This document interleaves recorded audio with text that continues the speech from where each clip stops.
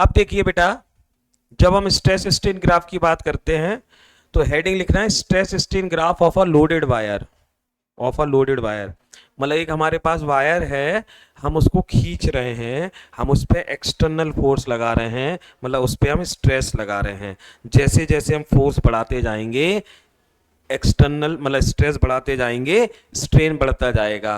तो हमें यही देखना है कि स्ट्रेस बढ़ाने पर स्ट्रेन कैसे होता है। सुनो क्या होगा, शुरू में जैसे अगर एक इलास्टिक मटेरियल है तो हम जैसे जैसे स्ट्रेस बढ़ाएंगे स्ट्रेन बढ़ेगा। ठीक है, स्मॉल स्ट्रेन के लिए तो हुक्स लॉ भी फॉलो होगा। हुक्स लॉ फॉलो होना मतलब जैसे जैसे स्ट्रेस, जिस प्रोपोर्शन में स्ट्रेस बढ़ेगा उसी प्रोपोर्शन में स्ट्रेन बढ़ेगा। Stress strain graph straight line आएगा। ठीक है, लेकिन फिर क्या होगा, स्ट्रेन जब ज्यादा हो जाएगा उसके बाद जब अब आप फिर और ज्यादा स्ट्रेस बढ़ाओगे तो फिर स्ट्रेस बढ़ने पर स्ट्रेन बढ़ेगा लेकिन प्रोपोर्शनलिटी में नहीं बढ़ेगा। ठीक है, फिर हमने और ज्यादा बढ़ाया। अच्छा, और एक चीज ये भी कंफर्म होगी कि स्ट्रेस बढ़ाने मतलब खींचा वायर को और छोड़ दिया तो अपना वो ओरिजिनल शेप और साइज रीगेन कर लेगा। क्यों कर लेगा ओरिजिनल शेप? क्योंकि इलास्टिक मटेरियल है। लेकिन इलास्टिक मटेरियल में भी क्या होता है कि जब आप स्ट्रेस बढ़ाते जाते हैं और फिर उसे छोड़ा तो एक समय बाद ऐसा होगा कि इतना स्ट्रेस आपने लगा दिया कि फिर छोड़ा तो वो ओरिजिनल शेप और साइज रीगेन नहीं करेगा, थोड़ा उसमें परमानेंट डिफॉर्मेशन एक्सटेंशन रह जाएगा। मतलब अब मटेरियल इलास्टिक नहीं बचा, मटेरियल कैसा हो गया, प्लास्टिक जोन में आ चुका है। तो याद रखना, इलास्टिक मटेरियल में भी शुरू में इलास्टिसिटी रहती है, उसके बाद प्लास्टिसिटी आ जाती है। लेकिन तुम्हारा चुलबुल पांडे मान ही नहीं रहा, तुम उसको खींचते जा रहे एक समय क्या होगा, टूट जाएगा, मतलब ब्रेकिंग पॉइंट आ जाएगा। ठीक है, तो अब हम देखो इसी को जब हमने स्ट्रेस स्ट्रेन ग्राफ के फॉर्म में बनाया, वाई एक्सिस पे ले लिया स्ट्रेस और एक्स एक्सिस पे बेटा हमने ले लिया स्ट्रेन। तो हमने देखा कि शुरू में स्ट्रेस ऐसा था, ये और फिर ये ऐसा था। ठीक है, अब देखो पहले इसको O से A तक देख रहे हैं, ये A पॉइंट मान ले रहे हैं, यहां तक मान ले रहे हैं इलास्टिसिटी है, B पॉइंट मान ले रहे हैं, यहां से प्लास्टिसिटी है C और एक पॉइंट T। पहले रुक जाओ, पहले मुझे समझा देने दो। शुरू में क्या होगा, जैसे जैसे स्ट्रेस बढ़ाओगे स्ट्रेन बढ़ेगा, स्ट्रेट लाइन मिल रहा है। तो A पॉइंट तक जो स्ट्रेस है, दिस इज A पॉइंट का जो स्ट्रेस है, दिस इज कॉल्ड, मतलब O से A जोन जो आपकी है, this is called limit of elasticity, sorry limit of proportionality. देखो यहाँ पे stress strain graph inclined straight line है, मतलब स्ट्रेस जिस प्रोपोर्शन में स्ट्रेस बढ़ रहा है उसी प्रोपोर्शन में स्ट्रेन बढ़ रहा है, मतलब स्ट्रेस स्ट्रेन ग्राफ प्रोपोर्शनल है, मतलब हुक्स लॉ फॉलो हो रहा है, प्रोपोर्शनलिटी है। मतलब एक समय तक क्या होता है, इलास्टिक जोन के अंदर भी पूरे उसमें वो जो नहीं है कि आपका हुक्स लॉ फॉलो हो रहा हो, कुछ ही पार्ट के लिए हुक्स लॉ फॉलो होता है, उसके बाद हुक्स लॉ फॉलो नहीं होता है इलास्टिक जोन में भी। तो मैक्सिमम स्ट्रेस जो A पॉइंट पर लगाओगे जहां तक, this is called limit of proportionality, this is limit of proportionality। ठीक है, प्रोपोर्शनल है, मतलब यहां तक क्या फॉलो हो रहा है, O से तक फॉलो हुक्स लॉ। अब सुनो इसके बाद क्या होगा, आपने और ज्यादा स्ट्रेस बढ़ाया तो देखो स्ट्रेन बढ़ा, लेकिन अब प्रोपोर्शनलिटी नहीं है। थोड़ा सा स्ट्रेस बढ़ाने पर स्ट्रेन ज्यादा बढ़ रहा है, 4 गुना बढ़ गया, 5 गुना डबल हो गया तो वो, लेकिन इलास्टिसिटी है। ठीक है, लेकिन बी पॉइंट पर हमने देखा वो स्ट्रेस जहां तक, मतलब आपने बी पॉइंट का जो स्ट्रेस है, ठीक है, this is the maximum stress जब तक इलास्टिक है, मतलब इससे ज्यादा अब आपने बी से ज्यादा स्ट्रेस लगा दिया, तो हमने देखा बी से ज्यादा स्ट्रेस लगा दिया और फिर छोड़ा तो ओरिजिनल शेप और साइज वो रीगेन नहीं कर रहा था। मतलब आपका ओ से, पहले तो बताओ ओ से लेके बी तक आपकी इलास्टिक जोन है। ओ से क्या है, कौन सी जोन है बेटा, इलास्टिक जोन। और बी पॉइंट पर जो स्ट्रेस है जहां तक मटेरियल इलास्टिक है, this is called limit of elasticity. क्या कहेंगे, लिमिट ऑफ प्रोपोर्शनल, इसको लिमिट ऑफ प्रोपोर्शनलिटी नहीं कहिए, इसको प्रोपोर्शनलिटी जोन कहिए। ठीक है, और ए पॉइंट पर जो आपका मैक्सिमम स्ट्रेस है, this is called limit of proportionality. ठीक है, यहां तक प्रोपोर्शनलिटी है। ठीक है, और ये लिमिट ऑफ इलास्टिसिटी।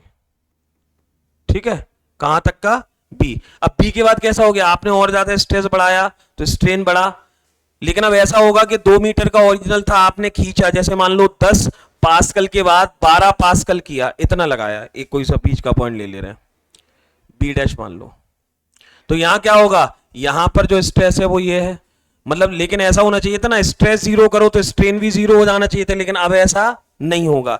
जैसे अगर 2 मीटर का था तो 2.2 मीटर रह गया, मतलब क्या हुआ, परमानेंट डिफॉर्मेशन। मान लो ये ओ की जगह यहां तक आएगा, ये परमानेंट स्ट्रेन रह जाएगा, दिस इज, समझ गया, इसमें क्या रह जाएगा बेटा, परमानेंट स्ट्रेन रह जाएगा, समझ गया ना। लेकिन हाँ यहां तक होगा, पी होगा या पी से कम होगा तो वो रहेगा। तो मतलब वो मैक्सिमम स्ट्रेस जहां तक इलास्टिक लिमिट रहती है, that maximum stress is called limit of elasticity, और उसके पहले का है लिमिट ऑफ, तो ओ से बी तक आपका इलास्टिक जोन है। अब बी से ज्यादा आपने स्ट्रेस बढ़ाया तो स्ट्रेन बढ़ा, लेकिन अब बी के बाद प्लास्टिक जोन की भी एक लिमिट होगी, तो बी से लेके सी तक आपकी प्लास्टिक जोन है। बी से सी क्या है आपकी बेटा मटेरियल की प्लास्टिक जोन, ये कौन सी जोन है बेटा, प्लास्टिक जोन। अब एक मिनट सुनो, एक मिनट सुनना, एक मिनट, सी के बाद क्या हो रहा है, ग्राफ नीचे आ रहा है, नीचे मतलब स्ट्रेस आप घटा रहे हो, लेकिन आगे जा रहा है, स्ट्रेन बढ़ रहा है, ऐसा पॉसिबल है। जैसे हमने मान लो यहाँ 30 पास्कल लगाया था, फिर हमने छोड़ा वायर को, छोड़ा तो 30 की जगह 20 पास्कल हो गया स्ट्रेस, लेकिन फिर भी क्या हो रहा, वायर वैसे तो क्या होना चाहिए, छोड़ो तो वायर वापस आना चाहिए, लेकिन वापस नहीं जा रहा है, खिंचता जा रहा है अभी भी, देखो स्ट्रेन तो बढ़ रहा है ना। मतलब पता क्या होता है, एक लिमिट होती है, उसके बाद आपके हाथ में चीजें नहीं है, वो ब्रेकिंग, अब तो ब्रेक होगा जब मतलब आप स्ट्रेस बढ़ाते गए बढ़ाते गए बढ़ाते गए बढ़ाते गए, जैसे 30 आया और मैंने छोड़ा, अब क्या होगा, स्ट्रेस कम हो रहा लेकिन फिर भी स्ट्रेन और बढ़ेगा, मतलब वायर थोड़ा खींचेगा, अपने आप खींचेगा और टूट जाएगा। फाइनली क्या आ गया, डी पॉइंट क्या आपका, ब्रेकिंग पॉइंट। और डी सी पॉइंट पर जो आपका स्ट्रेस है, maximum stress which can be applied on the body, that is limit of, इसको यील्ड पॉइंट कहते हैं। क्या कहते हैं बेटा, यील्ड पॉइंट, या लिमिट ऑफ इलास्टिसिटी भी कह सकते हैं। मैक्सिमम स्ट्रेस जो आप बॉडी पे लगा सकते हैं कि जब तक वो ब्रेक ना हो, वो ये है, ठीक है। इसके बाद अब आपके हाथ में चीजें नहीं रहेंगी, ठीक है, करिए।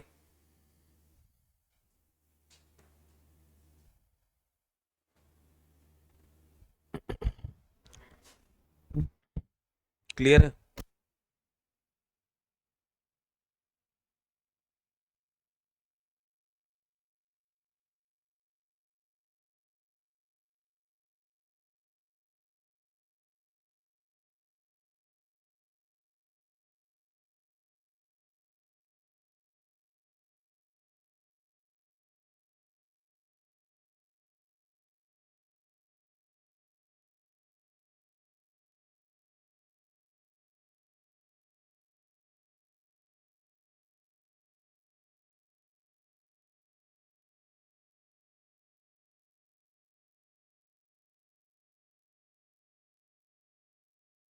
हाँ अब देखिए, ये समझ में आया।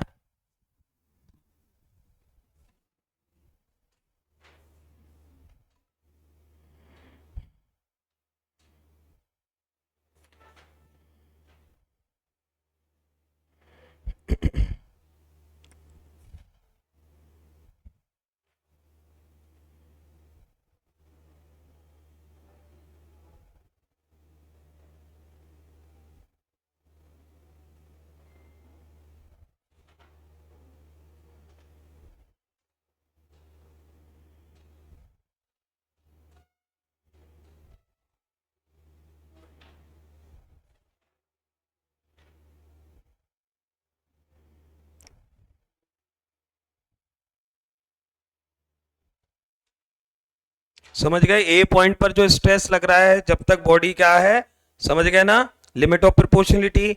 फिर बी पॉइंट पे जो स्ट्रेस लग रहा है बेटा, ठीक है, यहां देखो, अच्छा आपसे अगर कोई कहे ए से बी हुक्स लॉ फॉलो हो रहा है, तो आप क्या कहोगे, ए से बी हुक्स लॉ फॉलो नहीं हो रहा है।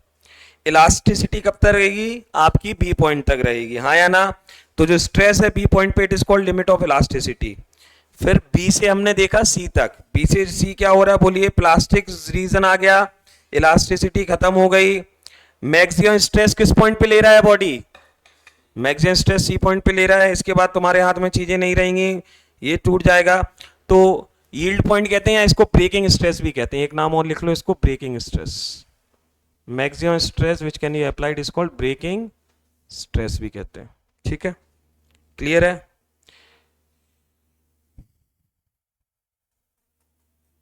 और डी पॉइंट पे टूट जाएगा। ठीक है बेटा, ब्रेकिंग पॉइंट आ जाएगा। क्या बेटा? हाँ, ओ से लिमिट ऑफ प्रोपोर्शन, ए पर जो मैक्सिमम है जब तक प्रोपोर्शनलिटी रहेगा that is called limit of proportionality. जब तक इलास्टिसिटी रहेगी limit of elasticity, maximum stress जब तक इलास्टिसिटी रहेगी। मैं आपको इसके नोट शेयर और कर दूंगा तो और आ जाएगा। अच्छा, अब सुनो, इसके बेस पर हम तीन तरह के मटेरियल्स को डिफाइन कर सकते हैं on the basis of her material का आप स्ट्रेस स्ट्रेन ग्राफ बनाओगे। देखो, हमने एक टेंसाइल स्ट्रेंथ बताई थी आपको एक वायर की। टेंसाइल स्ट्रेंथ कब ज़्यादा होती थी? जब हमने कहा था इलास्टिक। देखो, टेंसाइल स्ट्रेंथ ज़्यादा है मतलब ब्रेकिंग पॉइंट बहुत देर बाद आ रहा है। अगर किसी की टेंसाइल स्ट्रेंथ कम है मतलब जल्दी टूट, जैसे डक्टाइल मटेरियल क्या होते हैं, जल्दी टूट जाते हैं। सॉरी नहीं, ब्रिटल मटेरियल क्या है, जल्दी टूट जाते हैं। और डक्टाइल और मेलेबल मटेरियल नहीं टूटते हैं।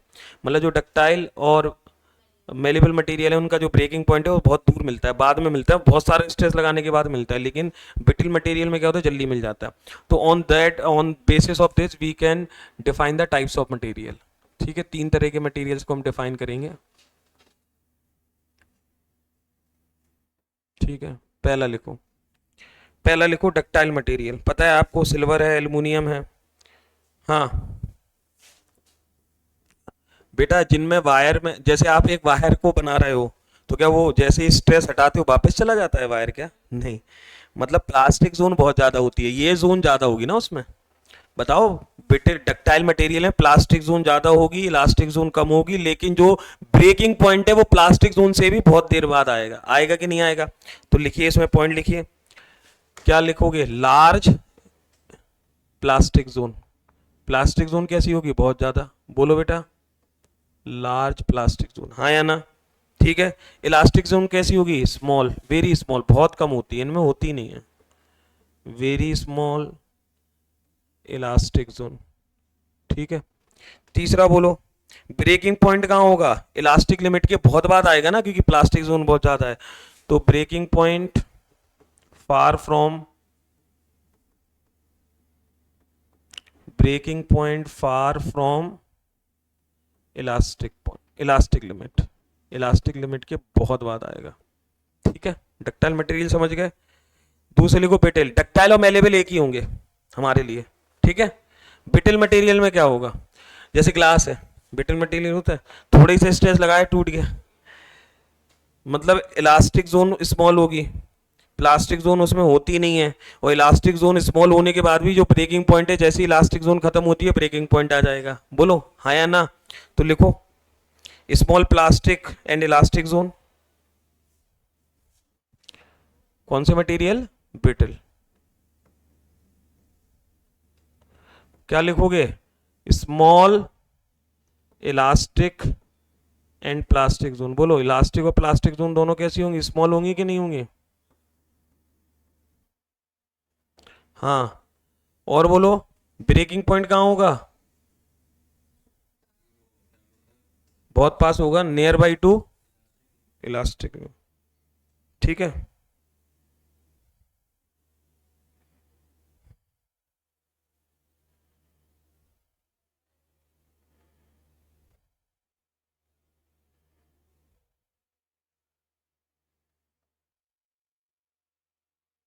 क्लियर है?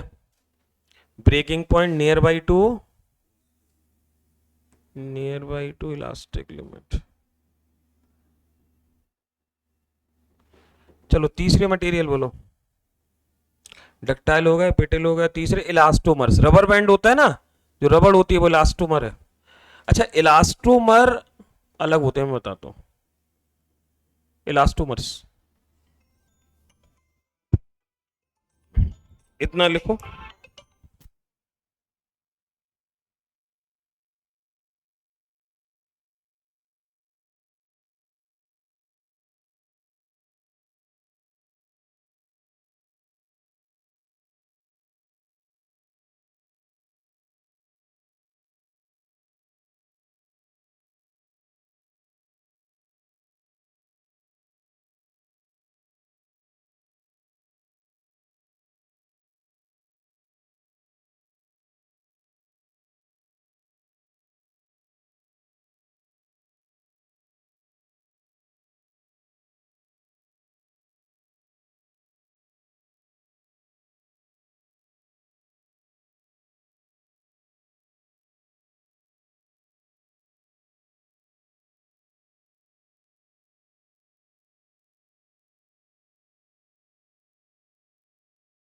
समझ गए?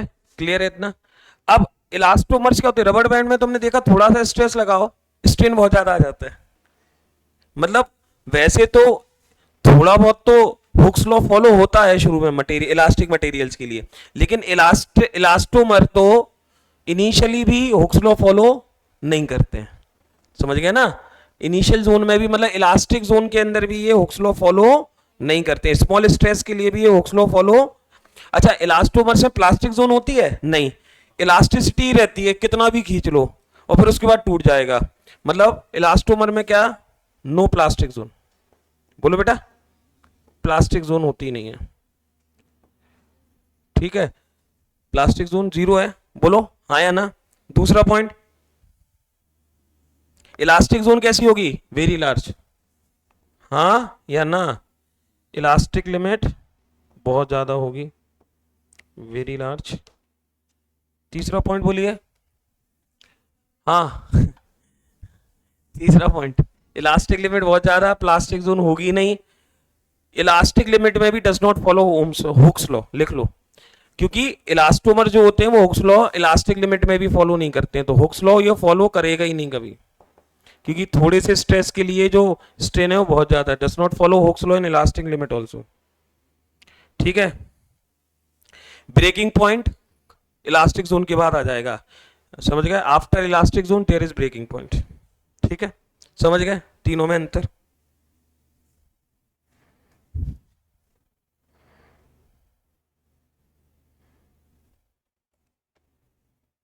क्लियर है इतना बेटा? नाउ नेक्स्ट, लास्ट हेडिंग है इसकी, स्ट्रेस स्ट्रेन ग्राफ हो गया। क्या लिखा? Does not follow Hooke's law even in elastic zone. और लास्ट क्या बताया मैंने इलास्टोमर्स में? Breaking point after elastic zone, elastic limit. Next heading लिखो बेटा, potential energy of a stretch wire. ये क्लियर हो गया? समझ में आ गया? गुड, हो जाएगा अभी।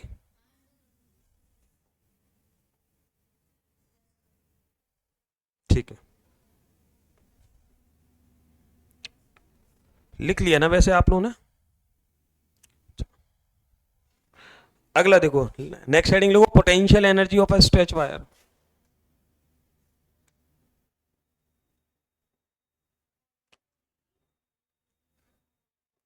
स्ट्रेच वायर है बेटा,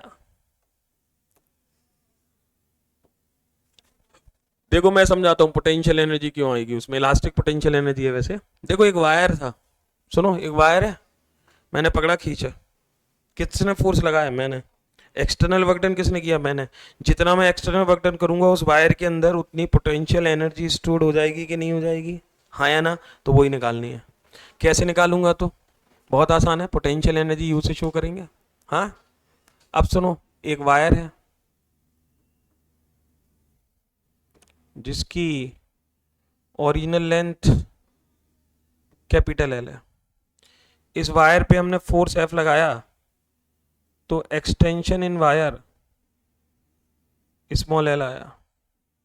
ठीक है, फोर्स एफ लगाने से इस वायर का यंग्स मॉडुलस वाई है, इस वायर का area of cross section A है।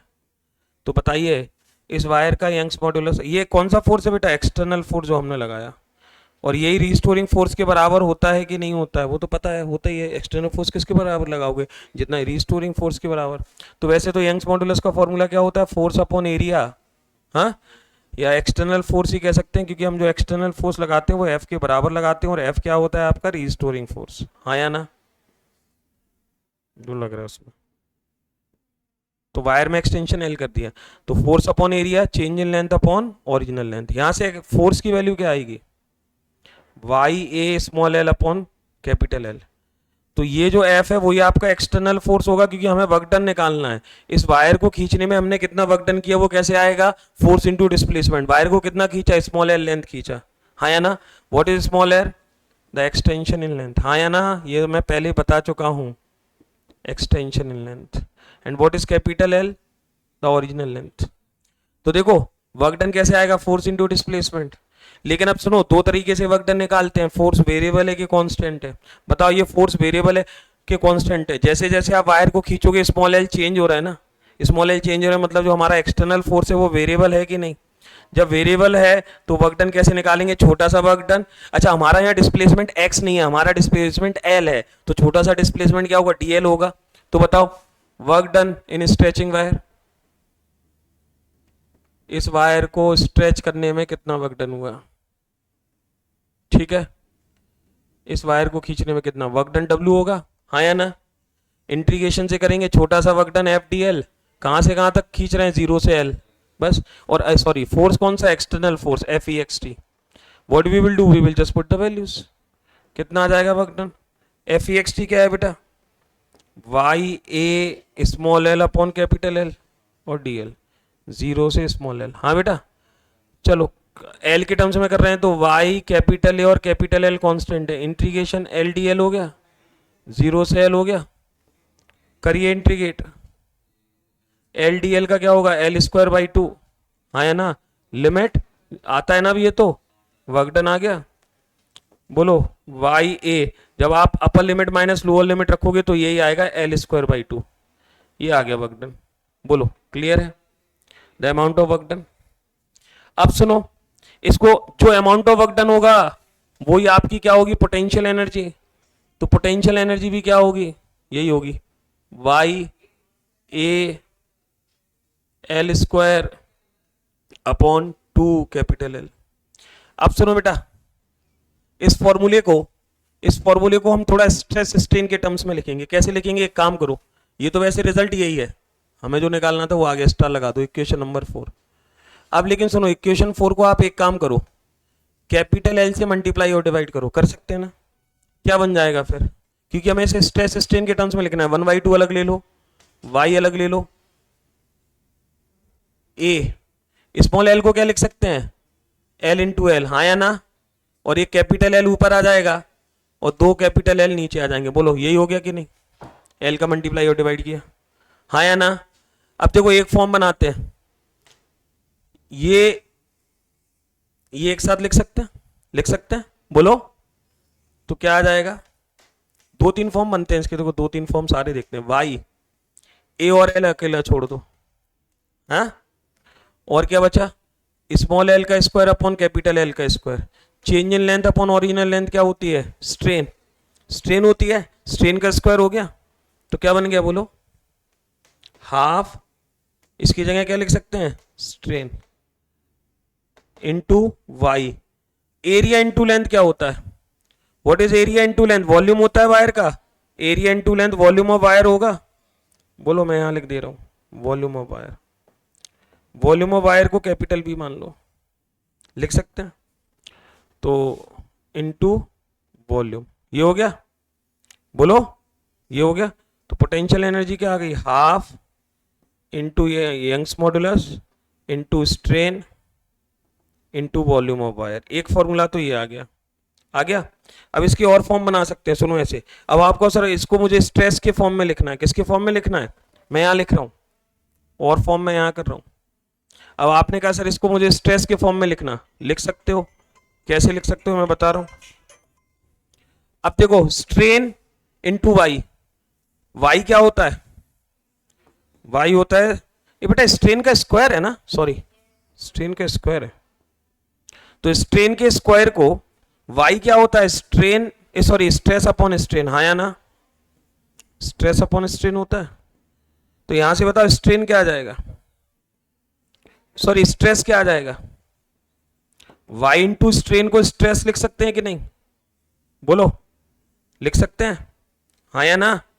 तो वहां पर स्ट्रेन के स्क्वायर में एक स्ट्रेन हटा दो, एक छोड़ दो, तो वाई इंटू स्ट्रेन को स्ट्रेस लिख सकते हैं, तो यू क्या आ जाएगा बोलिए, हाफ वाई इंटू स्ट्रेस को क्या स्ट्रेन को क्या लिख दिया, स्ट्रेस, एक स्ट्रेन बचा रह गया इंटू वॉल्यूम। ये फॉर्मूला बहुत यूज होता है, हाफ स्ट्रेस इंटू स्ट्रेन, लेकिन कोई सा भी कर, तुम चाहो तो पूरा स्ट्रेन में कन्वर्ट कर सकते हो, वो भी है पॉसिबल, वो तुम्हारे ऊपर है जैसे करना हो, ठीक है। एक फॉर्मूला ये आ गया। अच्छा इसमें एक और होता है, एक और कौन सा होता है मैं यहां कर रहा हूं बेटा, पोटेंशियल एनर्जी को वॉल्यूम से डिवाइड कर दो, वॉल्यूम ये डिवाइड में ले जाओ, क्या बचेगा, half stress into strain, potential energy per unit volume होता है एनर्जी डेंसिटी। इसे क्या कहते हैं? एनर्जी की डेंसिटी कितनी है, जिसे स्मॉल यू से शो किया जाता है। तो एनर्जी डेंसिटी का फॉर्मूला क्या आ गया? Half into stress into strain. बोलो बेटा, क्लियर है? तो पोटेंशियल एनर्जी का एक फॉर्मूला वो वाला मैंने याद रखो, half stress into strain into volume, या स्ट्रेस की जगह स्ट्रेन में बनाना है तो y into strain square into volume. आप चाहो तो पूरा स्ट्रेन स्क्वायर में भी कर सकते हो, स्ट्रेन की जगह क्या लिख सकते हो? स्ट्रेस अपॉन वाई, तो हो जाएगा half into stress square upon Y into volume. फॉर्मूले बहुत सारे बन सकते हैं बेटा, there could be many formula that can. ये हो गया आपका पूरा कंप्लीट। क्या कंप्लीट हो गया बेटा? सॉलिड्स।